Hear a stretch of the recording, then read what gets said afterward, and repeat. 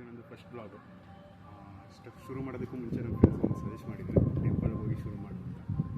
ಅದಕ್ಕೆ ಟೆಂಪಲ್ಗೆ ಹೋಗ್ತಾ ಇದ್ವಿ. ಅವನೇ ಟೆಂಪಲ್ ಕೂಡ ಸಜೆಸ್ಟ್ ಮಾಡಿದ್ದಾನೆ. ಬೆಳಗೋಲ್ದ ಹತ್ರ ಲಕ್ಷ್ಮೀ ವೆಂಕಟರಮಣ ಸ್ವಾಮಿ ಟೆಂಪಲ್ ಏನೋ ಇದೆ, ಅಲ್ಲಿಗೆ ಹೋಗಿ ಅಲ್ಲಿಂದ ಶುರು ಮಾಡು ಬ್ಲಾಗ್ನ ಅಂತ ಹೇಳಿದ್ದಾನೆ.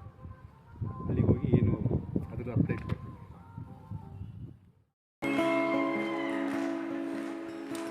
ಏನೋ ಇದು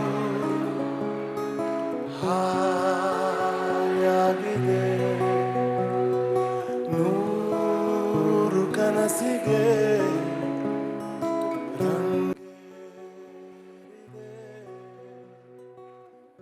ಸಣ್ಣ ಸಣ್ಣ.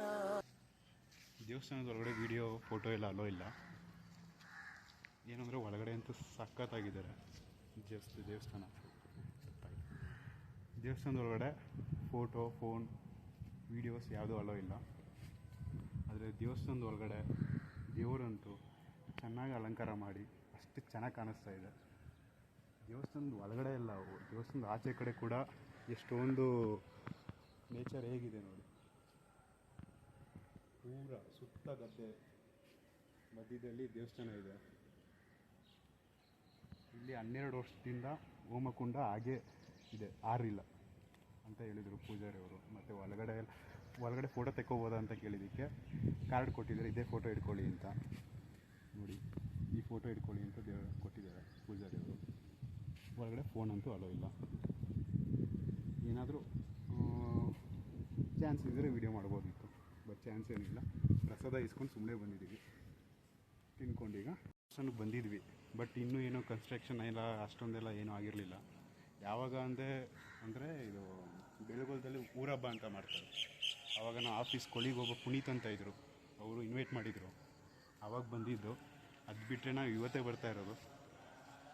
ಆವಾಗಕ್ಕಿಂತ ಇವತ್ತಿಗೆ ದೇವಸ್ಥಾನ ಅಂತ ಚೆನ್ನಾಗಿ ಮಾಡಿದ್ದಾರೆ. ಇಲ್ಲೇ ಇದ್ಬಿಡ್ಬೇಕು ಅನಿಸುತ್ತೆ, ಅಷ್ಟು ಚೆನ್ನಾಗಿದೆ ಮಾತ್ರ ದೇವಸ್ಥಾನ. ಪೈಂಟ್ ಆಗಲಿ, ದೇವ್ರ ವಿಗ್ರಹಗಳು ಕೆತ್ತನೆ ಆಗಲಿ, ಅಷ್ಟೇ ಚೆನ್ನಾಗಿ ಮಾಡಿದ್ದಾರೆ. ನೆಕ್ಸ್ಟ್ ಟೈಮ್ ಬರಬೇಕು. ಸಣ್ಣ ಸಣ್ಣ